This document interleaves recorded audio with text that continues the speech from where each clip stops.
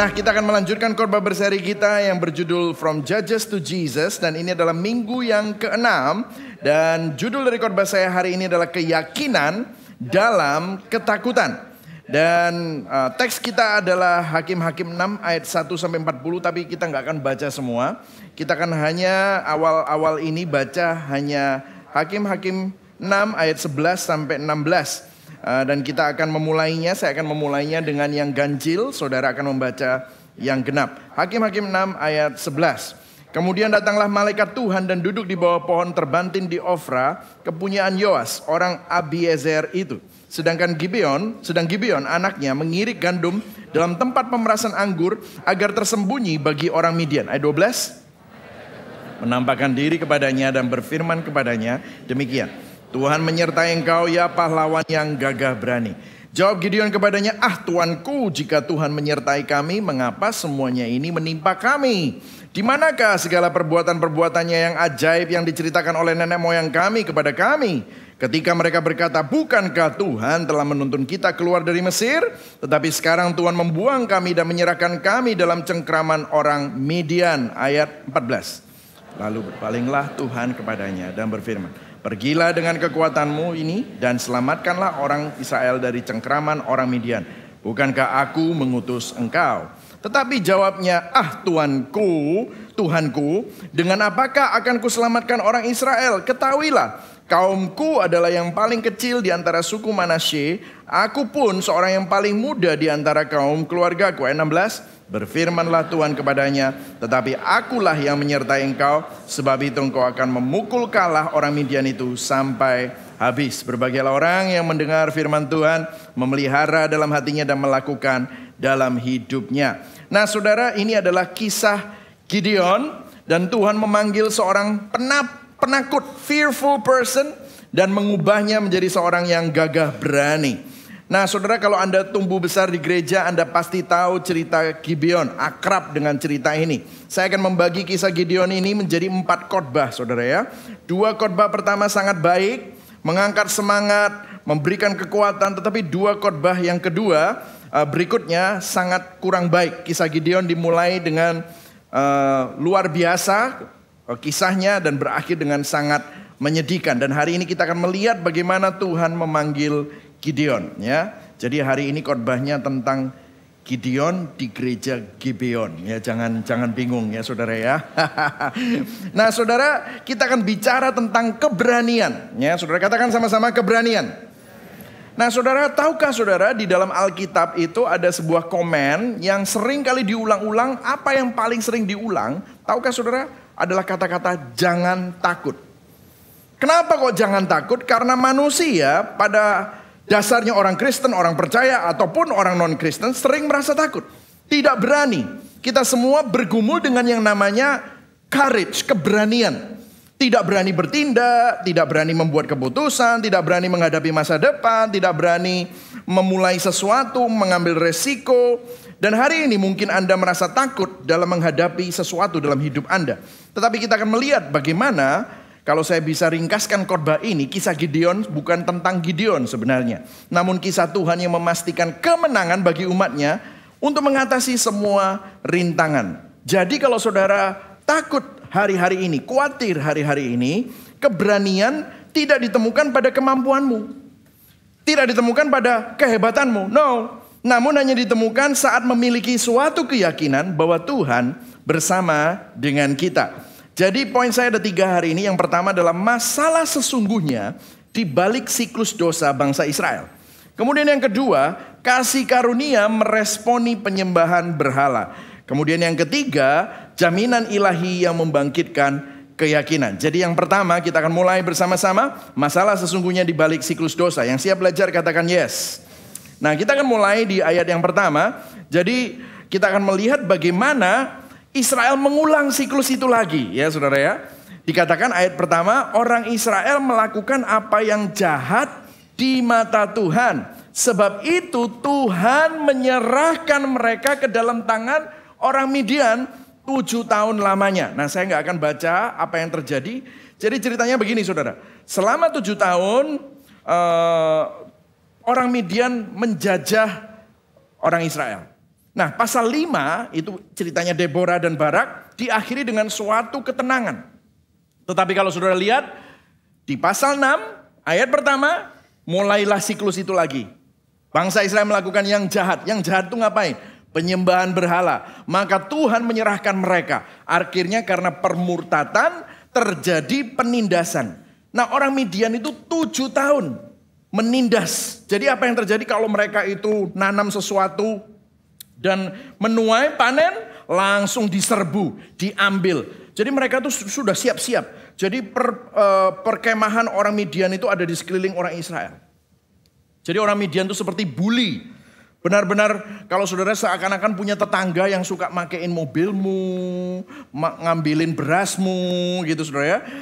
Pakai Netflixmu, internet gak bayar ya, nyolong listrikmu, begitu saudara. Ini adalah sesuatu yang benar-benar penindasan. Dan selama 7 tahun mereka mengalami penderitaan yang luar biasa. Jadi apa yang terjadi? Nah, kita lihat sama-sama. Of course, setelah pemurtatan, penindasan, siklus selanjutnya adalah perintihan. Maka ayat 7 dikatakan ketika orang Israel berseru kepada Tuhan karena orang Midian itu.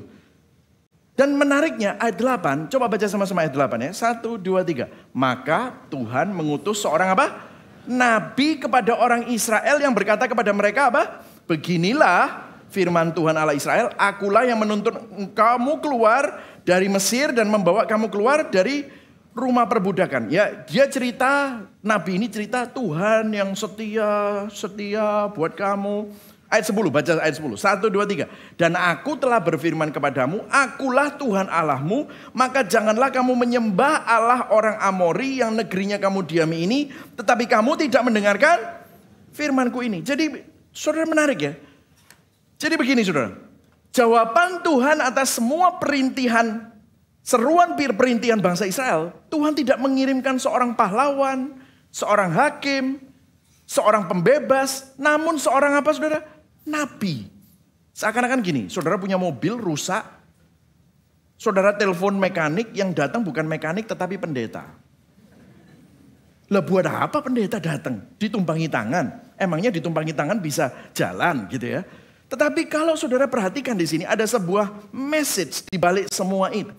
Jadi ketika orang Israel berseru kepada Tuhan, yang datang Tuhan bukan hakim, bukan pembebas, bukan pahlawan, tetapi nabi. Kenapa? Karena begini saudara, masalah sesungguhnya bukan pada orang Midian, bukan pada kekuatan musuh yang membuli bangsa Israel, namun pada dosa penyembahan berhala mereka sendiri. Jadi Tuhan ingin Israel memahami sebelum Tuhan melepaskan mereka dari kesulitan mereka, mereka perlu bertobat dari dosa penyembahan berhala. Bukan hanya menyesal karena konsekuensi dosa atau kesulitan yang mereka alami. Waktu mereka merintih mereka gak bertobat. Gak ada tanda-tanda pertobatan, mereka cuma berseru. Jadi begini saudara, seringkali kita mengalami penderitaan. Pertama kali yang kita lakukan apa? Cari jalan keluar. Pergi ke pendeta, Pak doakan supaya saya punya terobosan keuangan. Nah gitu saudara ya. Begitu sakit, begitu ada masalah, begitu masalah hubungan, kita cari jalan keluar, bagaimana kita bisa keluar dari masalah ini. Tetapi seringkali Tuhan menjawab doa kita dengan jawaban yang aneh. Mungkin hari ini Anda datang ke gereja untuk cari jawaban atas masalahmu. Tapi waktu saudara dengar khotbah ini bukan memberikan langkah 1, 2, 3. Apalagi di Gibeon, gak mungkin dapat langkah 1, 2, 3 untuk hidup sukses, untuk mendapatkan terobosan, gak ada itu.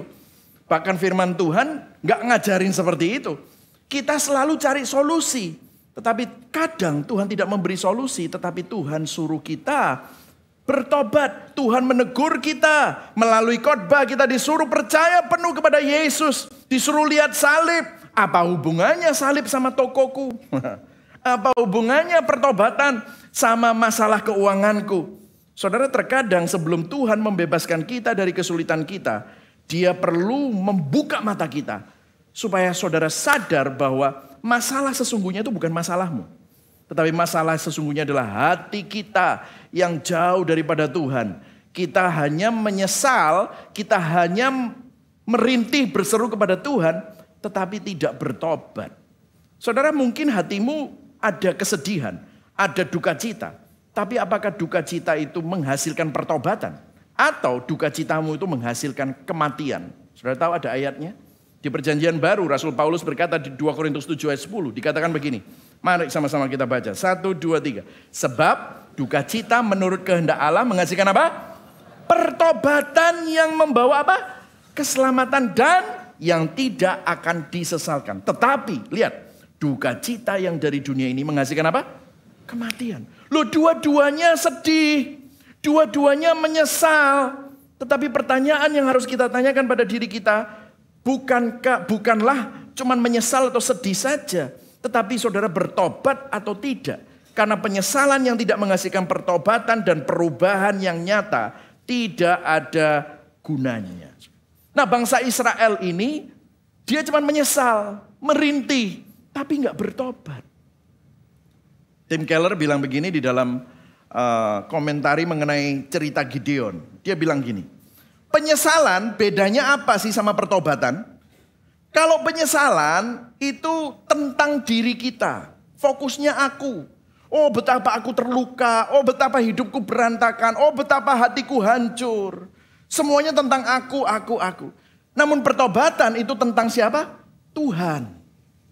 Katakan sama-sama, pertobatan adalah tentang Tuhan. Pertobatan adalah tentang Tuhan. Betapa Tuhan telah berduka, betapa naturnya sebagai pencipta dan penebus kita injak-injak. Betapa tindakan penyelamatan Tuhan yang berulang-ulang sering kita remehkan dan kita gunakan secara manipulatif.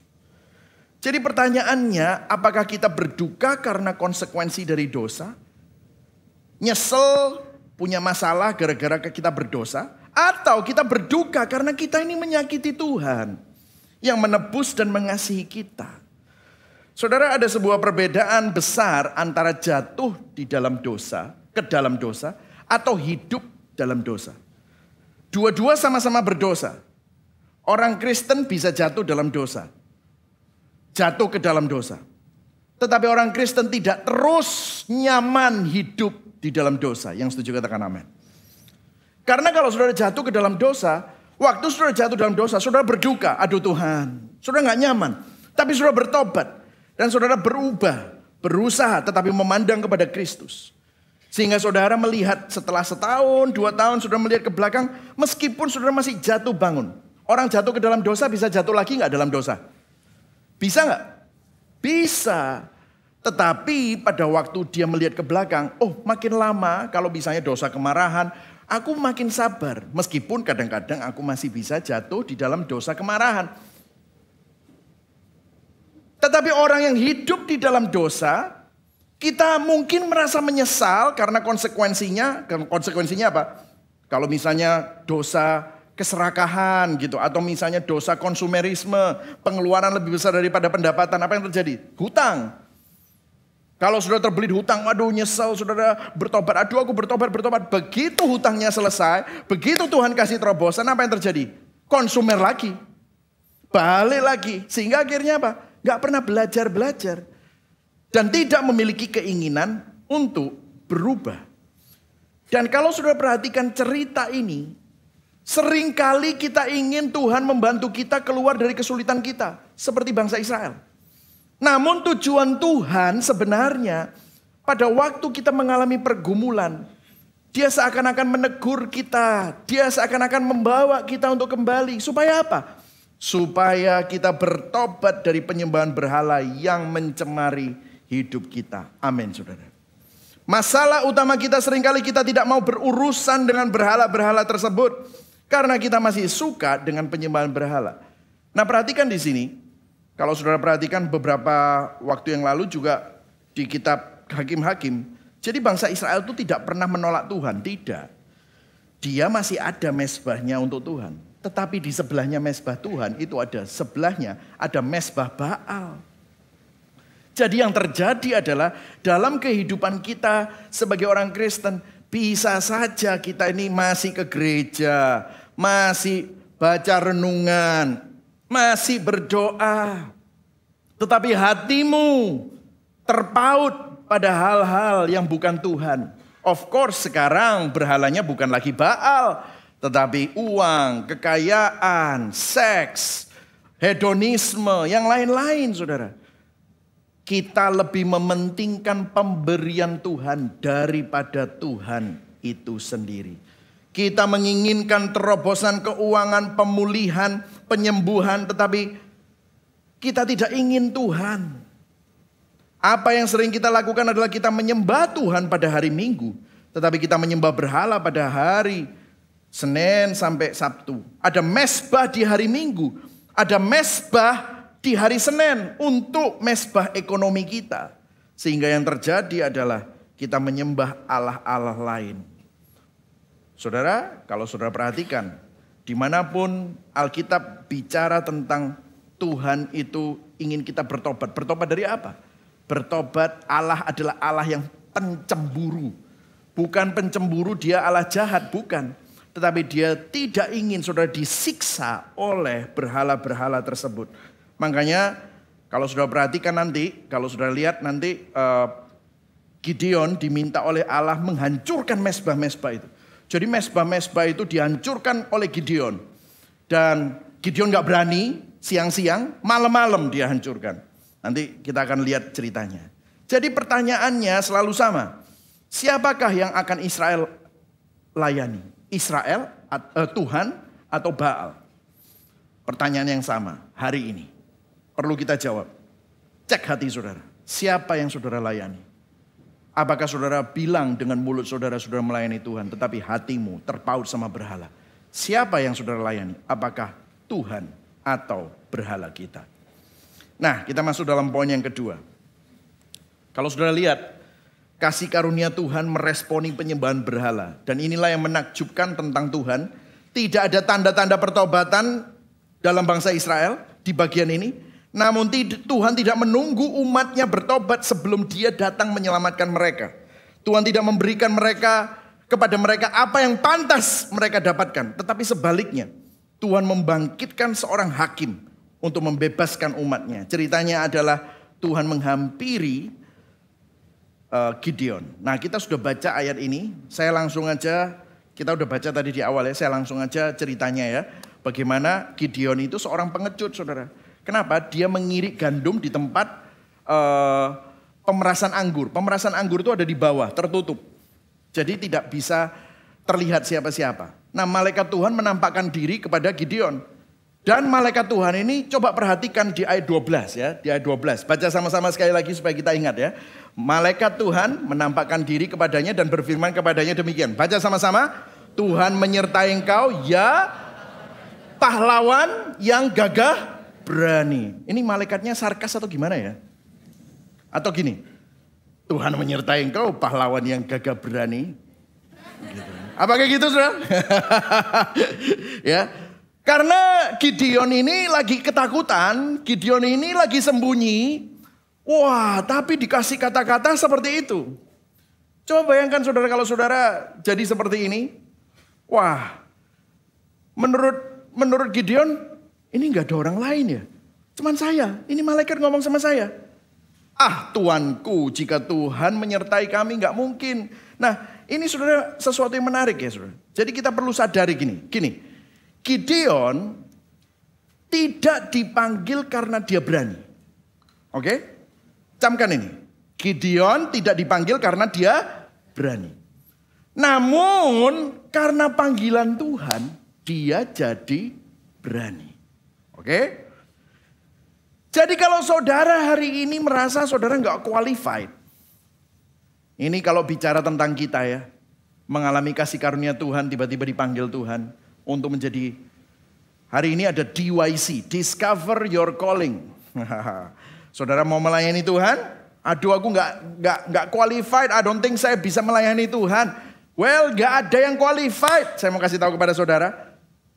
Tapi Tuhan memanggil saudara. Masih ingat minggu lalu saya menceritakan bagaimana seorang anak kecil umur 3 tahun diajakin baking, buat cookie sama mamanya. Mamanya lebih cepat buat cookie sendiri. Tetapi kenapa harus involve anaknya? Kenapa? Karena Tuhan involve kita. Kenapa? Karena Tuhan ingin memiliki, supaya kita memiliki apa? Pengalaman dengan Dia. Gideon tidak dipanggil karena dia berani, namun menjadi berani sebagai hasil dari panggilan Tuhan. Nah, untuk kita, Tuhan tidak memanggil saudara yang kuat dan mampu. Justru saya mau kasih warning kepada saudara yang sok kuat dan hebat merasa bisa jadi pemimpin. Saudara tahu semua pemimpin di Gibeon gak ada yang merasa kuat dan hebat. Saudara kalau lihat semua cerita-cerita tokoh-tokoh Alkitab yang ada di Alkitab disebutkan tidak pernah ada yang gini. Ini loh, aku siap. Justru yang kayak gitu siapa? Raja Saul. Apa yang terjadi? Hancur. Justru kalau ada tokoh yang merasa hebat, biasanya Tuhan izinkan orang itu mengalami sebuah pengalaman-pengalaman yang membuat dia sadar bahwa dia bukan siapa-siapa. Jadi kalau di gereja ini, saudara, semua leader yang di sini pasti ditanyain, kamu qualified nggak jadi leader? Kalau ada yang bilang qualified, justru saya rem, jangan jadikan dia leader dulu. Kenapa? Nanti oh.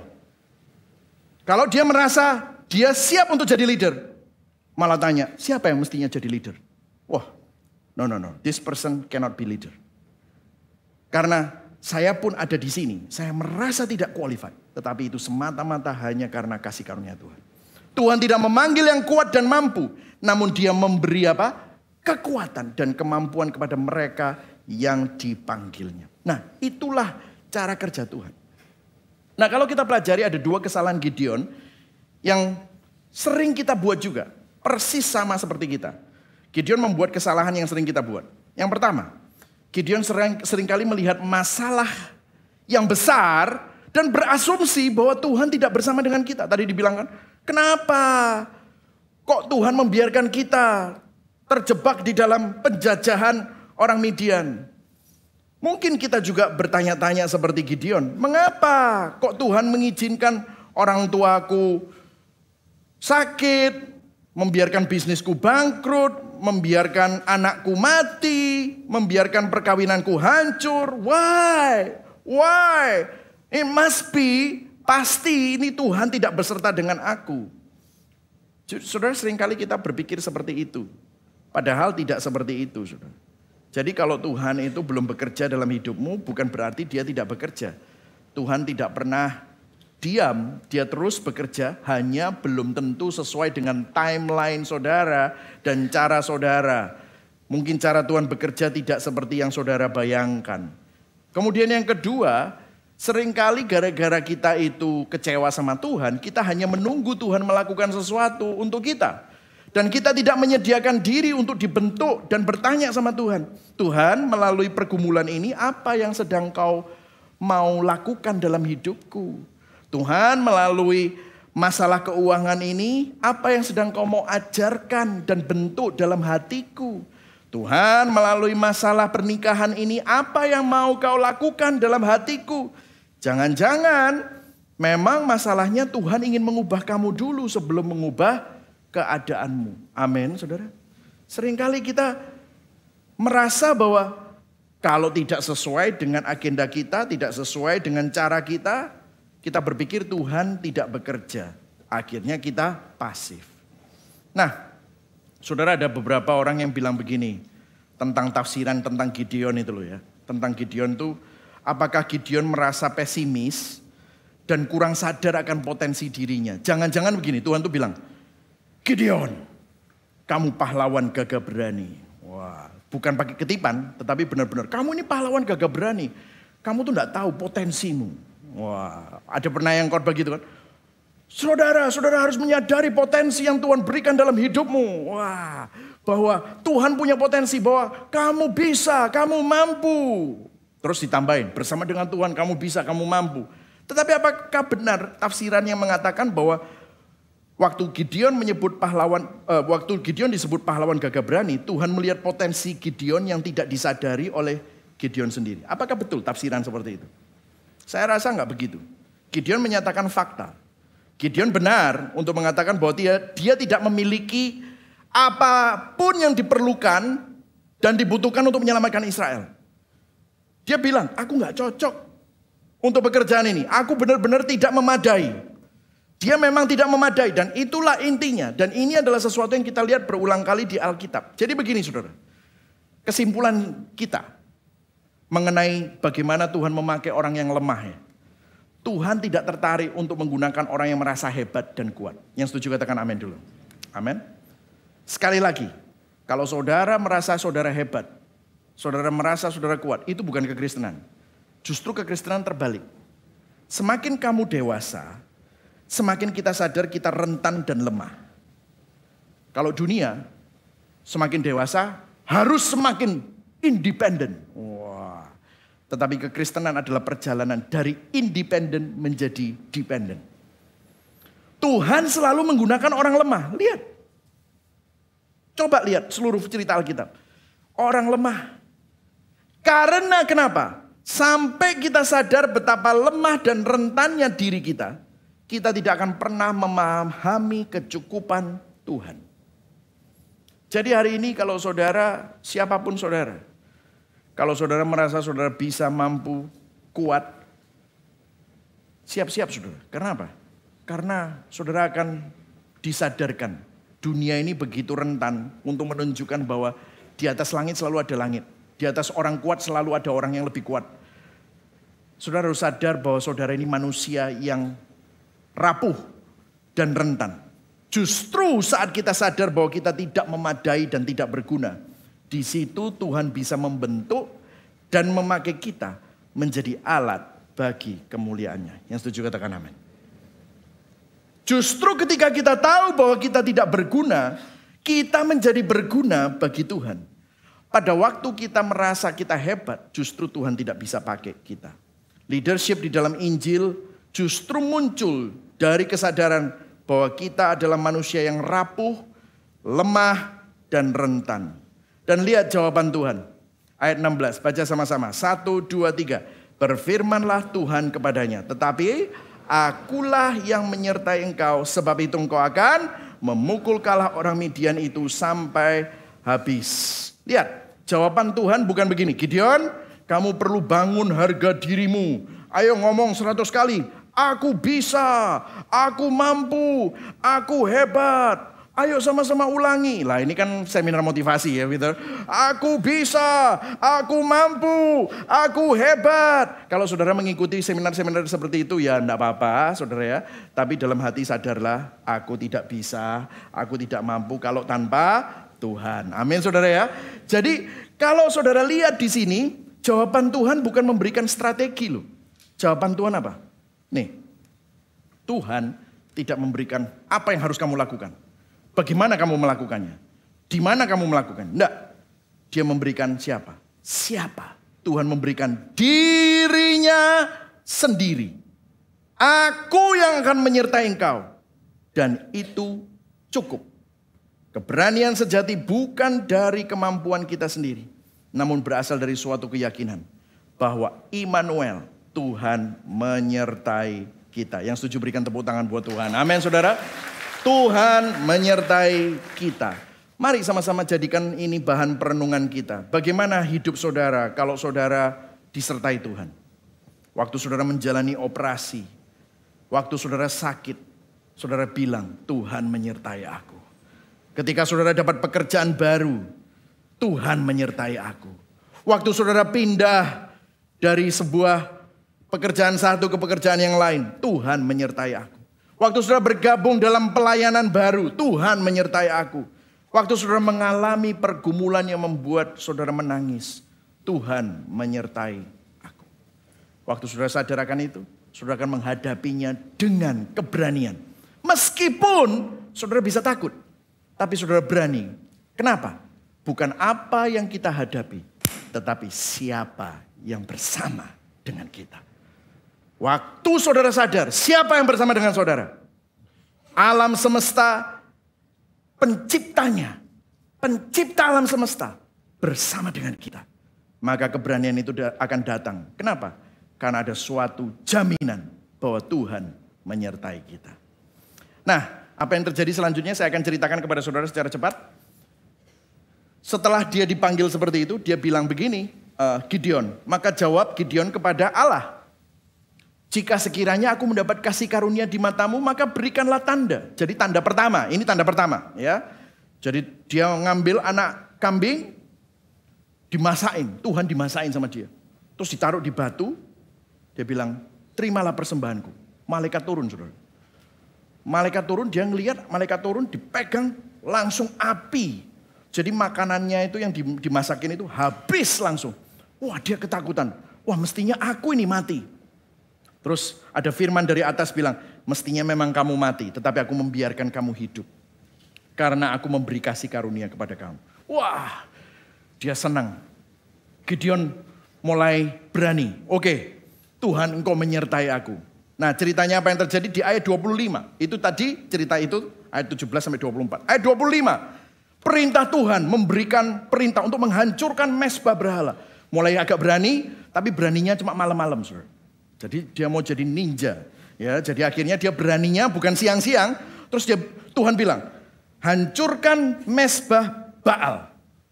Terus dibilang, mezbah Baalnya papamu sendiri. Wah, dia nggak berani siang-siang, dia ngelakuin malam-malam. Dihancurkan. Jadi ini luar biasa, saudara. Ini bukan orang lain. Ini sesuatu yang berkorban ya, saudara. Dia melakukan lawan papanya sendiri. Ya, jadi ini saya melihat, wah ini lumayan, ini ada progres sedikit gitu ya. Dan akhirnya dia hancurkan, dan besok paginya orang-orang lihat mezbahnya hancur karena di sebelahnya ada mezbah Tuhan, di sebelahnya ada mezbah Baal. Yang mezbah Baalnya hancur, mezbah Tuhannya masih berdiri. Dia marah, siapa ini yang menghancurkan? Punya selidik ternyata anaknya si Yoas ini, Gideon bin Yoas. Loh, ini anakmu yang menghancurkan. Luar biasanya papanya membela, bilang begini, kamu ngapain bela-bela Baal?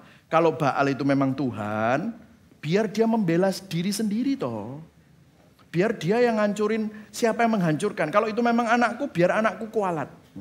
Dia bilang gitu. Terus orang-orang, oh ya benar juga ya gitu. Tenang gitu saudara ya. Jadi kalau saudara lihat ya, ini menunjukkan sebuah ironis ya. Bapaknya penyembah berhala tapi bisa punya logika bahwa berhala itu kalau memang benar-benar Tuhan, suruh membela dirinya sendiri. Jadi kadang-kadang ya manusia itu suka begitu. Punya kontradiksi sama dirinya sendiri tapi tetap aja nyembah berhala gitu. Itulah kita. Siapa di sini yang gak tahu? Uang bukan jawaban, ya wis seru. Film ngomong begitu, buku sekuler ngomong gitu. Tapi ya Pak Pastor, nangis di dalam Mercy itu lebih enak daripada nangis di beca. Gitu. Karena ada yang bilang begitu kan saudara ya. Tapi uang bukan jawaban, semua udah tahu uang bukan jawaban. Tapi tetap aja demen duit, ya kan gitu. Itu malah manusia. Jadi ini menunjukkan kontradiksi demi kontradiksi. Dan kalau sudah lihat, di sini kita masuk poin yang ketiga, oke? Jaminan ilahi yang membangkitkan keyakinan. Nah, apa yang terjadi? Hakim 6 ayat 33. Wah, ceritanya seluruh orang Midian mulai, karena apa? Mulai panen. Wah, waktu mulai panen, orang Midian, orang Amalek, orang-orang dari sebelah timur kumpul sama-sama. Mereka siap berkemah. Siap ngapain? Ngebuli. Siap menjarah. Waktu Gideon lihat itu, mulai berani ya. Mulai berani. Tapi nanti habis berani, tiba-tiba ciut lagi. Coba lihat. Pada waktu itu, roh Tuhan menguasai Gideon. Wah, luar biasa ya. Jadi kalau berani itu memang dari Roh Kudus. Ditiupnya lah sangkakala dan orang-orang Abiezriel dikerahkan untuk mengikuti dia. Ayat 35. Juga dikirimnya pesan. Seluruh suku Manasye dan orang-orang ini pun dikerahkan untuk mengikuti dia. Dikirimnya pula pesan kepada suku Asher, Sebulon, Naftali. Orang-orang ini pun maju untuk menggabungkan diri dengan mereka. Jadi dia gitu ya, semuanya pada datang. Ya, dia akan ini mau perang ceritanya. Apa yang terjadi? Ragu-ragu lagi. Jadi Gideon masih gak yakin. Padahal loh, di depan matanya, masaannya dia dapat api dari langit. Gara-gara disentuh malaikat. Masih kurang yakin. Lagi-lagi Gideon minta tanda. Jadi ceritanya begini, ayat 34. Kemudian berkatalah Gideon kepada Allah. Engkau mau menyelamatkan orang Israel dengan perantaranku seperti yang kau firmankan itu. Ayat 37 saya ceritakan saja. Dia minta tanda. Tuhan, aku akan kasih bulu domba. Bulu domba aku rentangkan. Besok pagi-pagi itu kan embun semua. Buatlah tanah di sekitar bulu itu. Tidak ada embunnya. Bulu dombanya saja yang basah. Wah. Coba saudara berani gak ngomong kayak gitu sama Tuhan? Wis pasti basah kabeh, gak mungkin saudara. Tapi zaman itu bisa gak basah saudara ceritanya. Dan besok pagi-pagi, beneran saudara. Itu benar-benar tidak basah sama sekali. Jadi ceritanya kalau saudara lihat, gak basah. Jadi bulunya itu basah, gak basah. Ayat 39. Satu kali lagi Tuhan. Dua blek. Dia ngomong gini, janganlah kiranya murkamu bangkit terhadap aku. Saudara kalau jadi papa mama punya anak model kayak gini gitu ya. Minta tanda terus saja. Itu tadi kan ada ceritanya anak bilang aku capek gitu aja diomeli kayak gitu ya saudara ya. Apalagi kalau minta tanda kayak gini. Kalau saya jadi Tuhan tak koplak gitu saudara. Kurang apa lagi? Embun sudah enggak tak buat di tanah. Bulunya basah masih tetap kurang. Dia kurang ajarnya bilang, oke. Minta difur, dibalik. Loh kurang ajar gak? Dibalik saudara. Jadi tanahnya basah, bulunya gak basah. Loh, kurang ajar saudara. Dia bilang, tapi lihat ayat 40. Ini luar biasa sih. Dan demikianlah diperbuat Allah pada malam itu. Sebab hanya guntingan bulu itu yang kering. Dan di atas seluruh tanah itu ada embun. Tuhan begitu bermurah hati. Puji Tuhan ya, Tuhan tidak seperti saudara dan saya. Tuhan tidak seperti orang tua yang kadang-kadang gak sabar sama anak-anaknya. Tuhan sabar, Tuhan tidak menghukum Gideon. Namun Tuhan turun tangan dan meyakinkan Gideon dalam ketakutannya. Nah, saudara udah baca ini, hati-hati. Jangan gara-gara habis ini, oh kalau gitu aku tak minta tanda. Bagi yang jomblo-jomblo, waduh Tuhan. Nanti jam 5 sore, sebelum jam 5 sore, cowok yang aku suka itu namanya siapa gitu ya. Nanti akan telepon aku jam segini, sebelum jam 5. Dan benar saudara, 4:55 tiba-tiba telepon berdering dari cowok itu. Dan saudara, yes, ini adalah tanda dari Tuhan. Dan orang itu belum percaya Tuhan, karakternya bepok gitu saudara ya.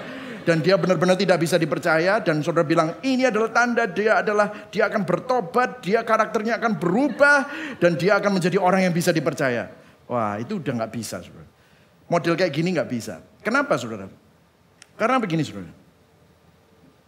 Saya suka sekali ada sebuah tulisan yang ditulis oleh Kevin DeYoung. Dari bukunya A Liberating Approach in Finding God's Will.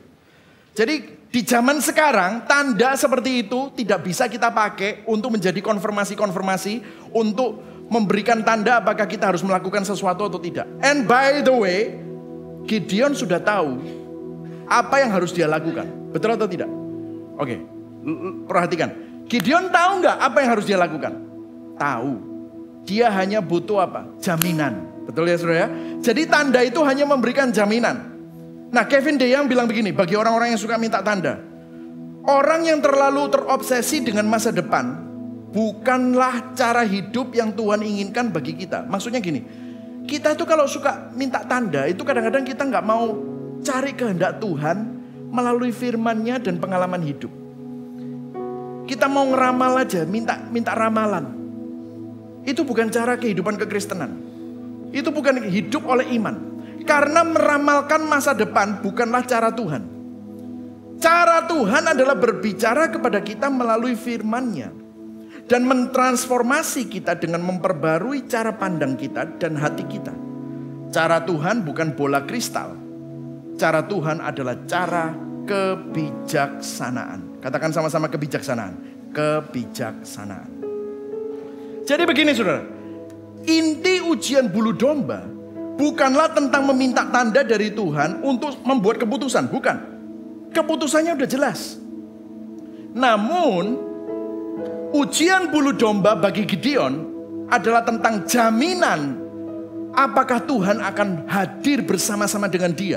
Karena Gideon lagi ketakutan dan sedang mengalami keraguan. Ini seperti suatu ungkapan yang berkata, Tuhan aku percaya, namun tolong bantu ketidakpercayaanku ini supaya aku dapat terus percaya. Gideon sudah tahu persis apa yang Tuhan inginkan, apa yang harus dia lakukan. Tetapi pada saat yang sama dia takut, mungkin dia traumatis. Selama 7 tahun dia pernah mungkin dipukuli orang Midian. Dia ingin memastikan bahwa Tuhan menyertai dia. Inti dari ujian bulu domba adalah jaminan bahwa Tuhan tidak pernah meninggalkan dia. Gideon meminta tanda supranatural dari Tuhan untuk menunjukkan bahwa Tuhan menyertai dia. Dan Tuhan memberikan sebuah jaminan ilahi.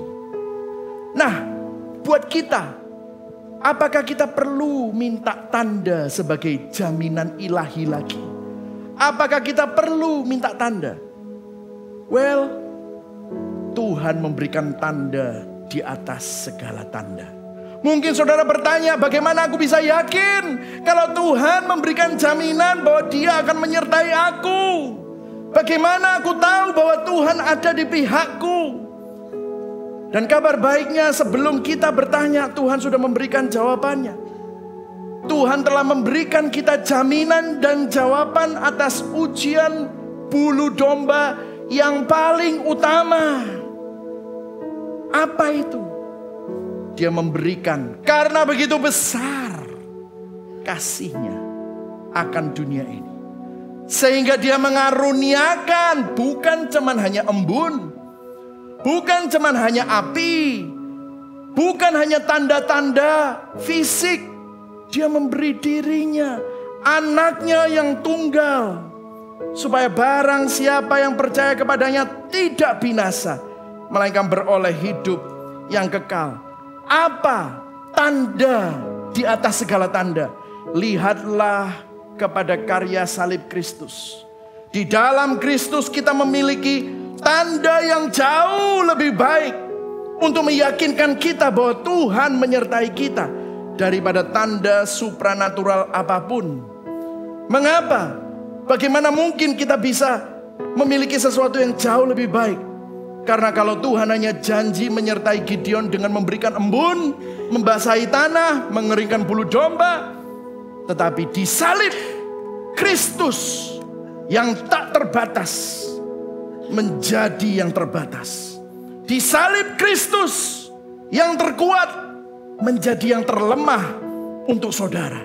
Di salib Kristus yang termulia direndahkan. Yang mempunyai kuasa dilucuti dan disiksa. Sang roti mengalami kelaparan. Sang air mengalami kehausan.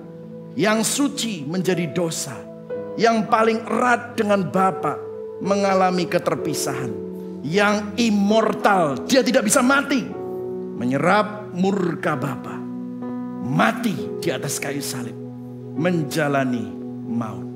Namun tandanya apa? Salibnya sekarang kosong, kuburnya kosong.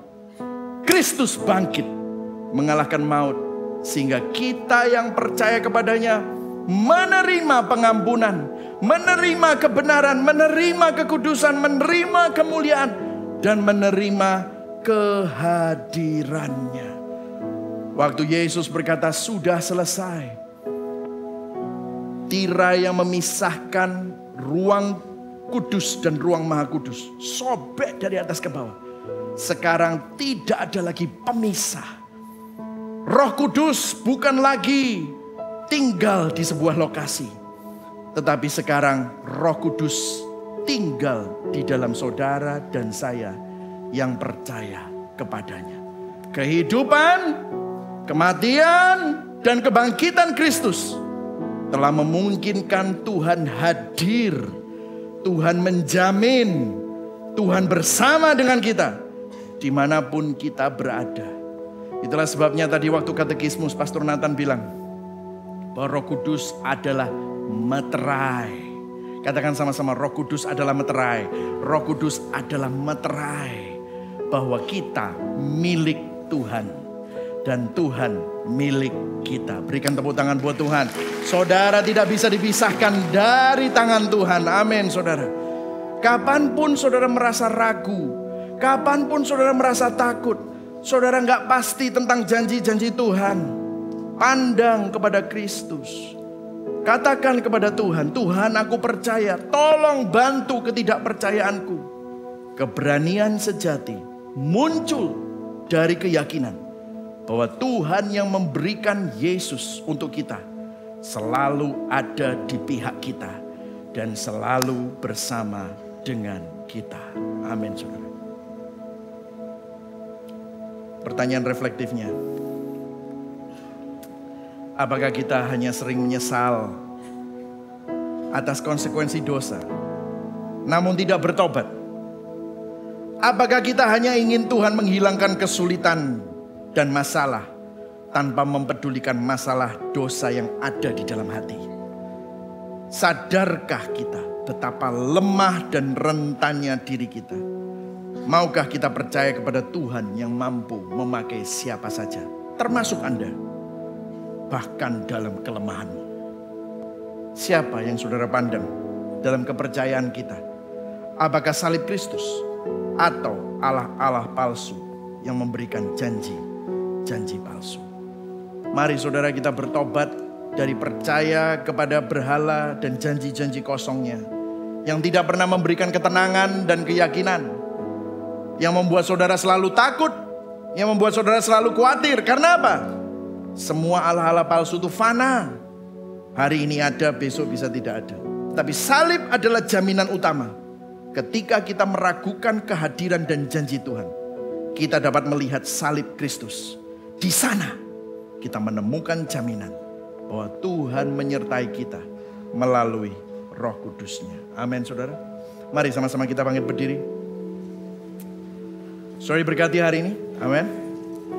Ini baru khotbah pertama ya saudara, tentang Gideon. Masih panjang ceritanya, tapi kita bisa melihat bahwa kalau Tuhan menjamin kehadirannya kepada Gideon, jaminan yang kita miliki jauh lebih kuat daripada Gideon. Amin, saudara.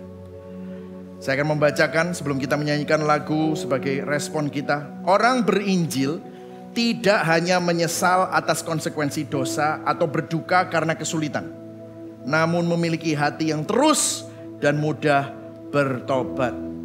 Yang mau terus bertobat katakan amin. Amin. Orang berinjil sadar meskipun dia lemah dan tidak mampu, namun Tuhan menyertai serta memampukan dirinya untuk dapat dipakai sebagai alat kemuliaan Tuhan. Yang mau dipakai untuk kemuliaan Tuhan katakan amin. Orang berinjil akan terus memandang kepada karya salib Kristus, sehingga dalam keadaan apapun, baik maupun buruk, tetap yakin. Katakan sama-sama, tetap yakin. Tetap yakin bahwa Tuhan bersamanya dan Tuhan ada di pihaknya. Berikan tepuk tangan buat Tuhan. Amin, saudara.